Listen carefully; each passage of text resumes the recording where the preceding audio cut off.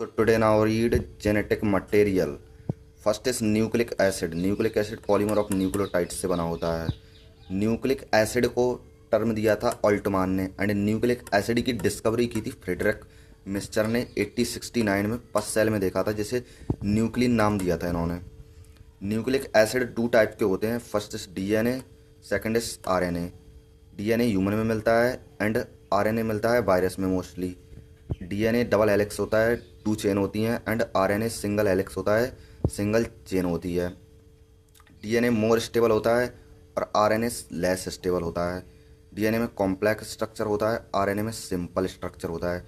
DNA mostly animal और bacterio phase में मिलता है, जबकि आरएनए प्रोकैरियोटिक के साइटोप्लाज्म में मिलता है और यूकैरियोटिक सेल में माइटोकॉन्ड्रिया, न्यूक्लियस और क्लोरोफिल में मिलता है। और वहीं देखा जाए तो डीएनए भी साइटोप्लाज्म में मिलता है प्रोकैरियोटिक सेल में, और यूकैरियोटिक सेल में डीएनए मिलता है nucleus and mitochondria and chlorophyll में। Nucleoside sugar plus nitrogenous bases दोनों मिलकर बनते हैं, जिसे बोलते हैं हम न्यूक्लियोसाइड्स। एंड न्यूक्लियोटाइड क्या होते हैं? न्यूक्लियोटाइड में sugar plus nitrogen basis plus phosphate तीनों होते हैं, जिसे बोलते हैं हम nucleotides. Basically sugar two type की होती हैं। फर्स्ट होती है ribose and deoxy first deoxy में सेकंड कार्बन पे हाइड्रोजन होता है, जिसके कारण ये लेस स्टेबल होती है एंड लेस रिएक्टेंट होती है, कम रिएक्टेंट होती है और कम स्थायी होती है। और राइबोस क्या होता है? सेकंड कार्बन पर OH ग्रुप होता है, जिसके कारण क्या होती है? मोर स्टेबल होती है एंड मोर रिएक्टेंट होती है। वाले हैं नाइट्रोजन बेसिस के बारे में।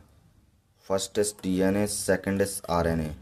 इसमें प्यूरिन होती हैं, एडेनिन ग्वानिन आरएनए डीएनए दोनों में होती हैं। पिरामिडन डीएनए में होती है thymine and cytosine and RNA में यूरेसिल एंड साइटोसिन होती है।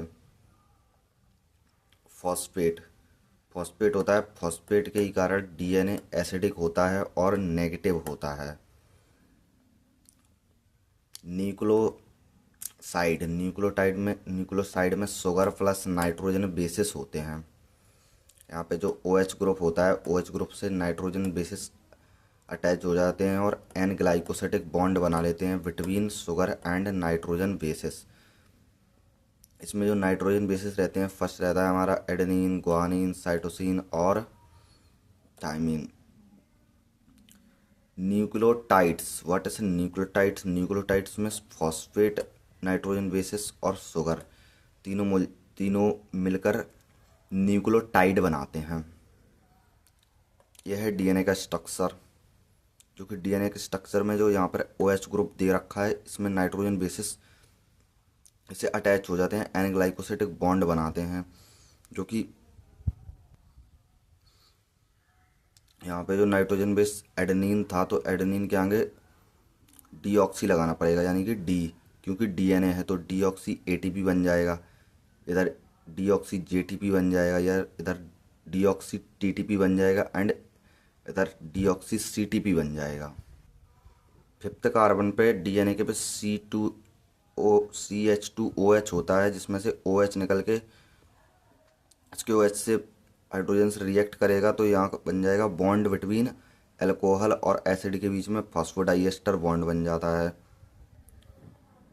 देन इधर भी क्या होता है? इधर का OH और इधर का हाइड्रोजन दोनों मिलकर पानी निकल जाता है, उधर भी पानी निकल गया, और ऐसे ही इधर भी OH इसके H से रिएक्ट करके पानी निकाल देगा, एनहाइड्रेट बॉन्ड बन जाता है जो पानी निकलता है। इतने पूरे को फॉस्फेट बॉन्ड बोलते हैं। I hope you can understand this concept. Thank you very much till